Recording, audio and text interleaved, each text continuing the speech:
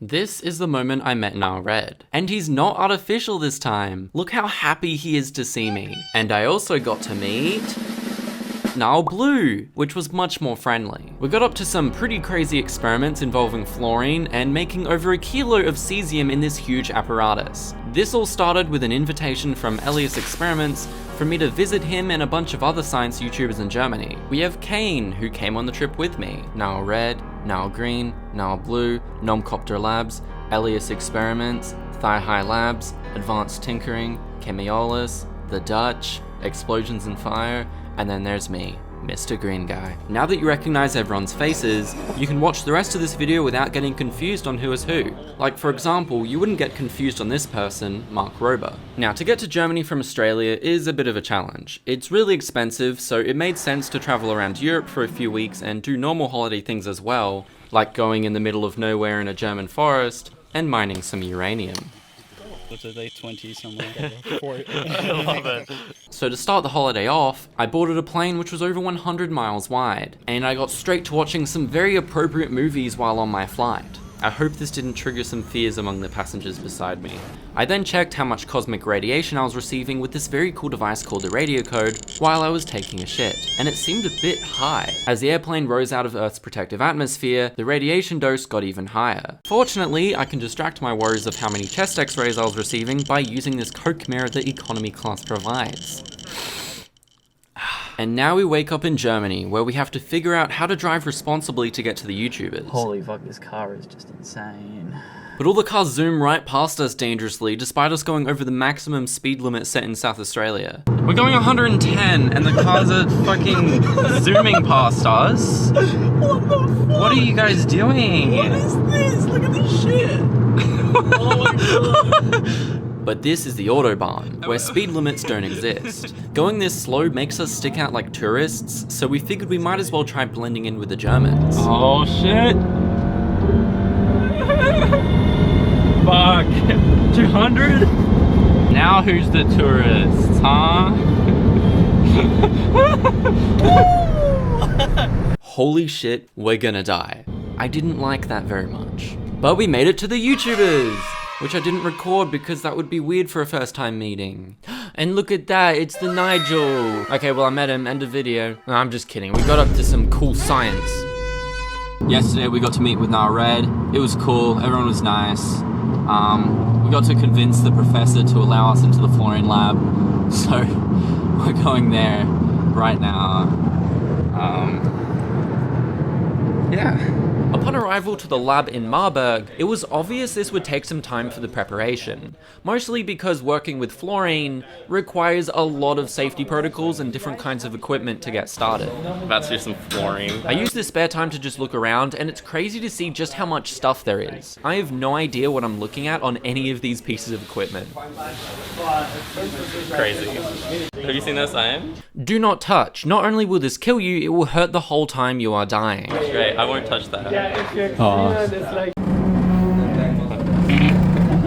This is why I can't do this in my shed. Yeah.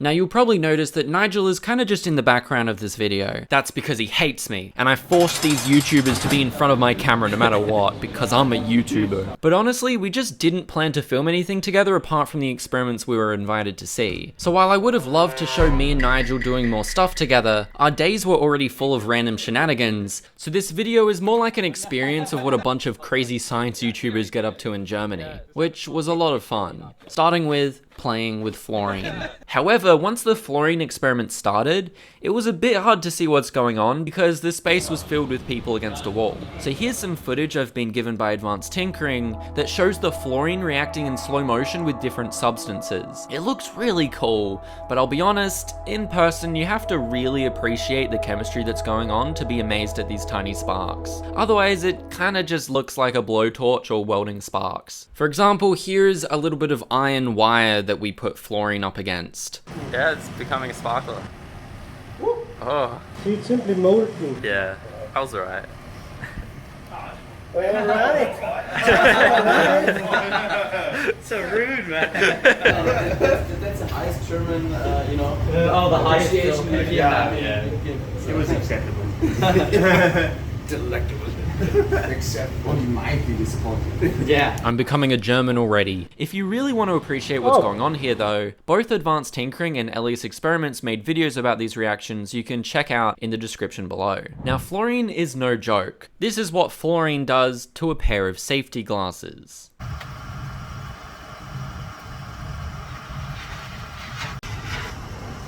Alright?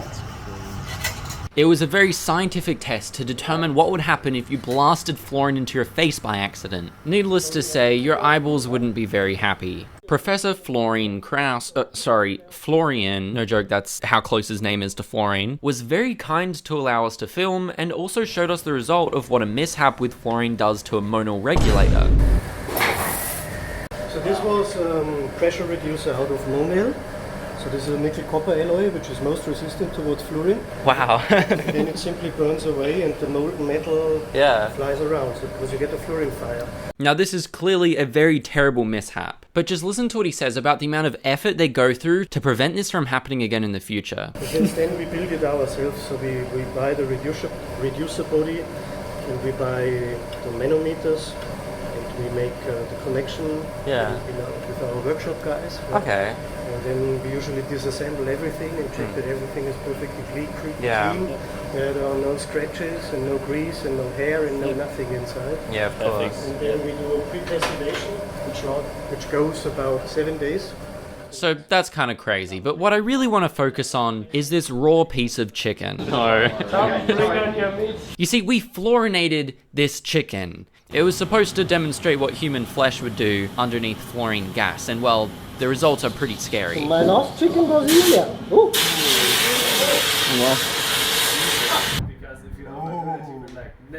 Looking at the slow-mo, there's a lot more color to it and detail than you realize in person.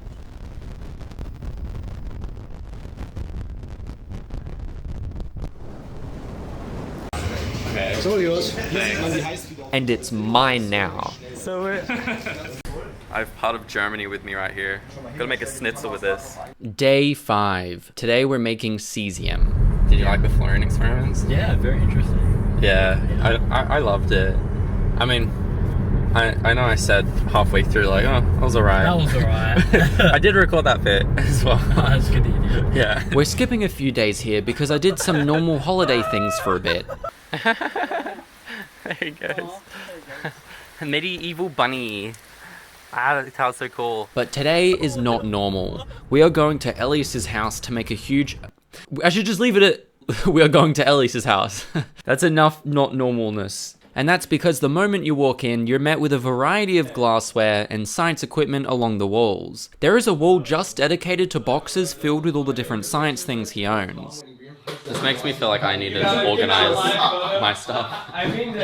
But the more reactive stuff is stored outside, in cracked plastic crates, holding very water-sensitive materials next to propane cylinders. This material lives here? Like you leave it here? yeah.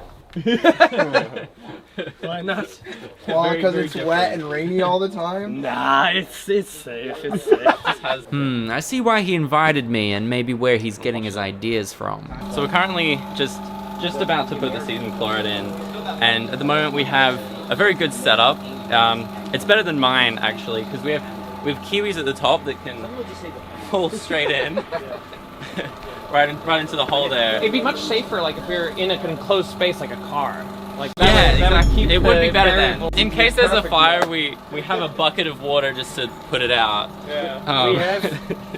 We have Mr. Green here, and he will just tell us it's fine, and Yeah. it will be fine. And we have tanks of propane in the back there too. Oh, don't worry. We also have like lithium aluminum All hard your drive. All the chemicals. water reactive stuff is in here. Yeah. I decided to just embrace the no safety standards attitude and attack the lithium and kerosene without gloves. So, Mr. Green style, like, it's unbelievable. Got it. Wow. Nice. Nah, I was completely fine, but honestly, this is the first time I've been around such a dangerous experiment with so many people. It actually got me really uneasy about everything. Okay, now show us how you're going to wash the... Adding water to the lithium. I'm scared. He doesn't I don't trust it. He doesn't even like the joke. It's not funny.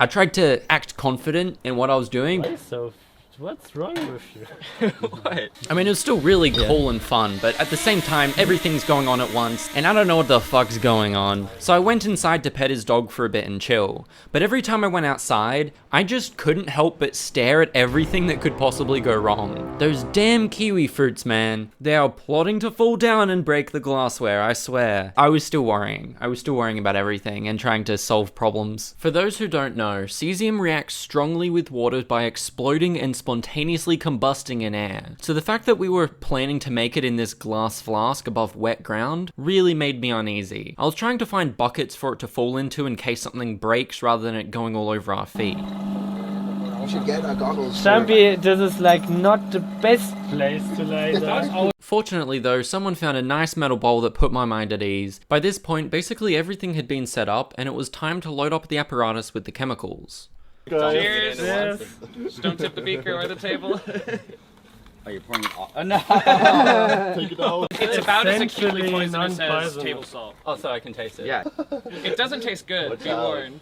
Yeah, Just have a small amount. it's really not good. How are you feeling about your it's like choices? the typical Mr. Green thing to do. It is 5 kilograms, 30 grams. Oh, we There's get definitely the- more than 30 of water in there. Yeah.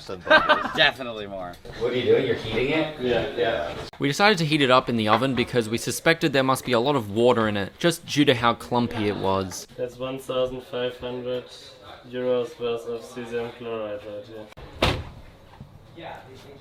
Now we wait. I love cooking. Jetzt werden sie dann Zeitpunkt mit den... Alright, Elias has given me permission to open up his oven and stir this stuff around. Where did you get these gloves? Just Bauhaus. Yeah, Bauhaus. Why did you buy them? Because I knew that like there'd be hot things. You're so smart. It'll be dry once it's all just a powder and there's no more clumps. That's how you know there's no moisture in it. Getting rid of the water will increase the yield. After about 30 minutes, they reweighed it, not cocaine, and discovered that it had lost up to 27 grams of water, making it almost perfectly 5 kilos. Now that the chemicals are ready, they just need to be loaded into the apparatus. It just looks like a brick. Yeah.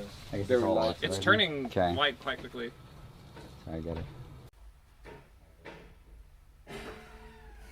It was in line. It was in line. Okay, give me one more try. I'm not gonna get it. I can have it. It's a tiny. It's also like it's pretty big compared to the hole. God. Excuse me, miss. I'm getting closer. I'm getting closer. I give up now. Now that it was filled with the lithium and the cesium chloride, everything was turned on and the cesium production started. With smoke. But that was alright, because the cesium started actually coming over. I won't be going into details of how this works, because that's up to Elias to make a video about, but at this point it was mostly a waiting game. Except for me, I was put on watch duty. One problem we noticed though was that this paper towel that I was putting water onto was dripping water into the bowl that we put underneath the flask to protect it, so the bowl was filling up with water, meaning that if this glass broke, it would actually Our safety expert is taking care of our destination. Do you trust me? 100%. So that was an oversight. In the end though, those kiwis behaved and we were all okay. We managed to take turns holding the multiple kilos of cesium metal produced, and with a density almost 2 times that of water, it's surprisingly heavy. All the gas. Am I next? Smoke, feet and legs. So And with the end of that experiment, it was time to say goodbye to all the science influences and wrap up that part of the Germany trip. We did end up exploring a uranium forest, and me and Kane also went around Europe to visit other cool places. These are just some highlights, but maybe I'll make a longer video in the future about it. I hope you enjoyed this interesting interaction with a bunch of chaotic scientists, and thank you for all my Patreon supporters who made this possible. You're the best. Sorry this video took over a year to make, and I'll see you next time. Bye bye. Don't blame me for taking you here. It's a beautiful place. What?